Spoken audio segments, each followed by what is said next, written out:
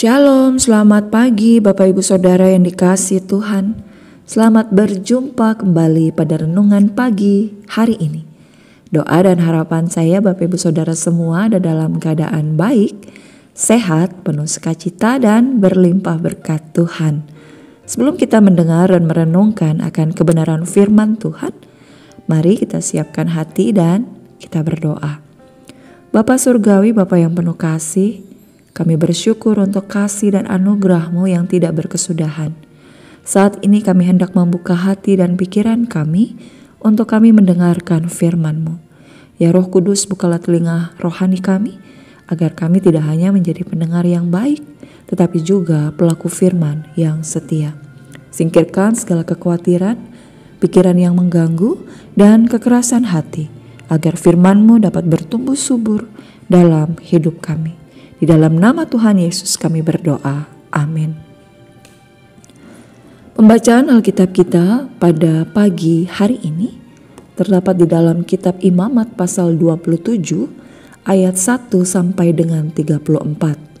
Nats kita pada ayat 28, demikian firman Tuhan. Akan tetapi segala yang sudah dikhususkan oleh seseorang bagi Tuhan dari segala miliknya, baik manusia atau hewan maupun ladang miliknya, tidak boleh dijual dan tidak boleh ditebus, karena segala yang dikhususkan adalah maha kudus bagi Tuhan. Demikianlah pembacaan Alkitab kita pada pagi hari ini. Berbahagialah setiap orang mendengarkan firman Tuhan, yang mau merenungkannya, terlebih lagi yang mau melakukannya dalam kehidupan sehari-hari. Tema kita pada renungan pagi ini adalah hidup yang dikuduskan bagi Tuhan.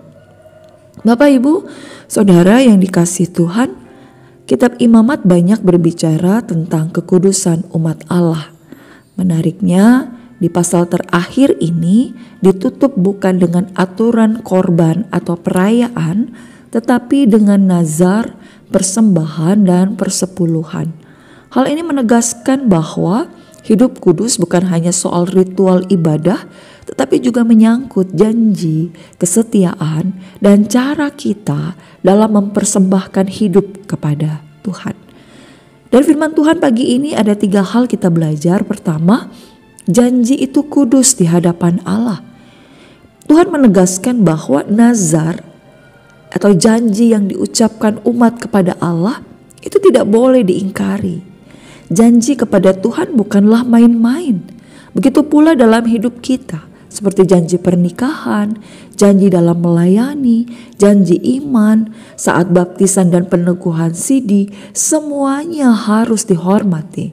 Allah mau kita menjadi umat yang setia dalam menepati janji, karena kesetiaan adalah bagian dari kekudusan hidup. Kedua, segala sesuatu adalah milik Tuhan. Segala ternak, rumah, ladang yang dinazarkan bagi Tuhan tidak boleh ditukar atau diambil kembali. Prinsipnya jelas, semua yang kita miliki hanyalah titipan Tuhan. Maka ketika kita memberi persembahan atau menggunakan berkat yang kita punya, itu seharusnya dilakukan dengan hati yang sadar bahwa Tuhan adalah pemilik sejati. Pertanyaannya, apakah kita sungguh memakai waktu, tenaga, dan harta kita untuk memuliakan Tuhan, atau hanya untuk diri sendiri? Seperti seorang petani berkata, ladang ini memang saya yang garap, tapi tanah dari Tuhan, hujannya dari Tuhan, sinar mataharinya juga dari Tuhan. Kalau begitu, hasilnya pun seharusnya kembali untuk memuliakan Tuhan. Namun kita sering hitung-hitungan dengan Tuhan. 3. Persepuluhan, tanda syukur dan taat. Bagian yang paling tegas dari pasal ini adalah tentang persepuluhan. Tuhan menetapkan bahwa 1/10 dari hasil tanah dan ternak adalah kudus baginya. Persepuluhan adalah tanda syukur, sekaligus melatih hati kita untuk tidak serakah dan selalu mengingat bahwa Allah sebagai sumber berkat. Jangan memberi dari sisa, melainkan Utamakan Tuhan di atas segalanya. Seperti kita mendapatkan 10 buah mangga, lalu kita diminta memberi 1 untuk Tuhan. Itu sebenarnya tidak memberatkan karena 9 lainnya masih bisa kita nikmati. Tetapi seringkali kita merasa berat untuk memberi yang 1 itu. Padahal semua 10 itu berasal dari Tuhan. Dari firman Tuhan pagi ini, jadilah umat yang setia menepati janji Tuhan. Ingatlah bahwa segala sesuatu hanyalah titipan Tuhan. Maka gunakan dengan bijaksana.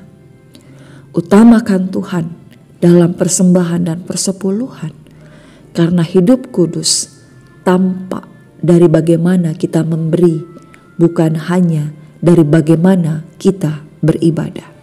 Bapak Ibu, saudara yang dikasihi Tuhan, kitab Imamat ditutup dengan ajakan untuk mempersembahkan hidup kepada Allah. Pagi ini kita diingatkan untuk hidup kudus, berarti hidup yang setia dalam janji, bijaksana dalam mengelola berkat, dan taat dalam memberi persembahan. Tuhan Yesus memberkati kita. Amin.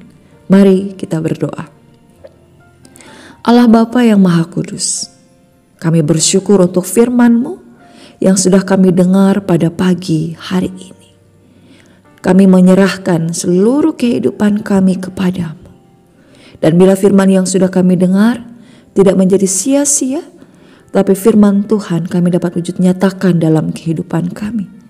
Tolong kami untuk setia menepati janji, memakai setiap berkat-Mu dengan bijaksana, dan selalu memberi dengan hati yang tulus. Kuduskanlah hidup kami agar selalu menjadi milik-Mu dan senantiasa memuliakan nama Tuhan. Dan kami juga mau menyerahkan seluruh kehidupan kami dan mohon berkat untuk di sepanjang segala aktivitas kami hari ini. Tuhan jaga, lindungi, dan memberkati. Mohon ampun akan setiap salah dan dosa kami.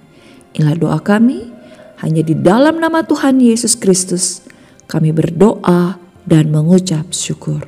Amin. Demikianlah renungan pagi kita. Selamat beraktivitas. Tuhan Yesus memberkati.